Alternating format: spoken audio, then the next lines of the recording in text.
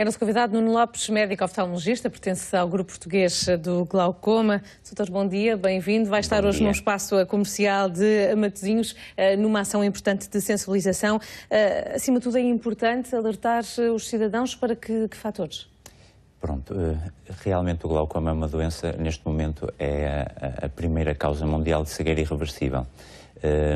Quem trata o glaucoma vê-se perante, se calhar, principalmente 3 desafios. O primeiro dos quais, e tratando-se de uma doença de progressão irreversível, e portanto qualquer dano que já esteja instalado nós não conseguimos reverter, é detectá-la precocemente.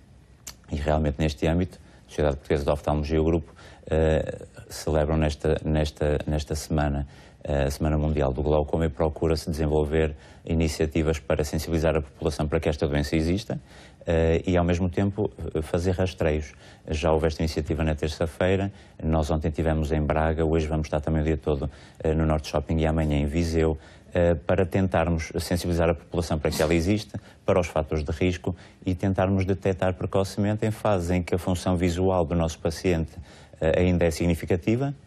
E, portanto, com um controle adequado, conseguimos fazer com que essa doença que cega tanta gente acabe por não importunar esse paciente, ao contrário daquilo que é muito frequente, porque quase 50% das pessoas não sabem que têm ainda esta doença e quando ela é detectada muito tarde, por realmente não apresentar qualquer tipo de sintomas, nós já não conseguimos fazer o mesmo, não é?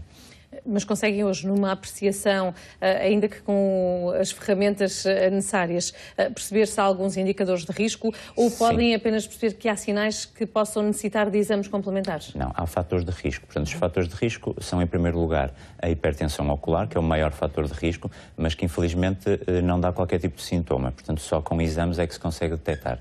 Depois temos a história familiar e, apesar do glaucoma, por exemplo, poder surgir em qualquer idade, a idade acima dos 40 anos é um fator de risco e vai sendo cumulativamente o risco vai aumentando.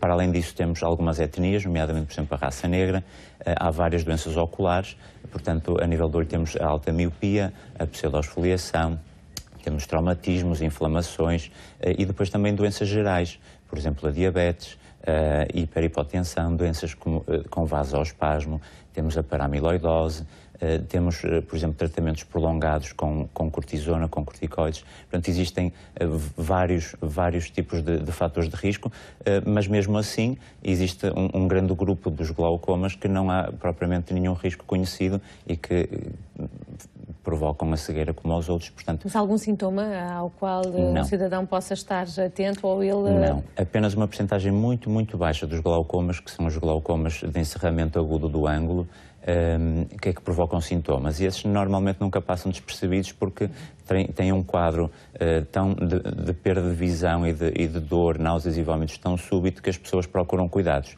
E esses são muito destrutivos, mas normalmente nunca escapam ao tratamento médico.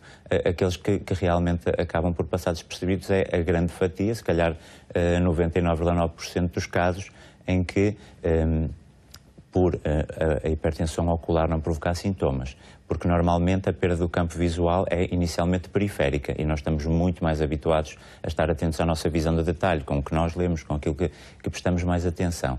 Depois, a compensação do olho que está um bocadinho melhor acaba por fazer com que o paciente não sinta que está a ter o glaucoma. E para além disso, o nosso cérebro também consegue-nos mascarar, de certa forma, o déficit, ou seja, estas perdas de campo visual que são periféricas, mas mesmo assim às vezes já um pouco mais evoluídas, não são, como muitas vezes nós procuramos explicar, zonas negras do campo que nós vemos. Portanto, uma pessoa que tenha glaucoma fechando um olho não vê a zona do seu campo visual afetada como preto, vê sim antes como, digamos, uma mistura das zonas que ainda têm sensibilidade à volta, ao redor. Portanto, não tem a percepção do seu próprio déficit. Isto é um grande problema, porque realmente sem exames e sem observação por um médico não se consegue ter a noção mesmo. Estamos a caminhar para uma população cada vez mais envelhecida e muita dessa população envelhecida não tem muitas vezes poder de compra, tendo em conta o número de especialistas em oftalmologia no Serviço Nacional de Saúde e a forma como muitas vezes precisamos procurar na medicina privada este atendimento.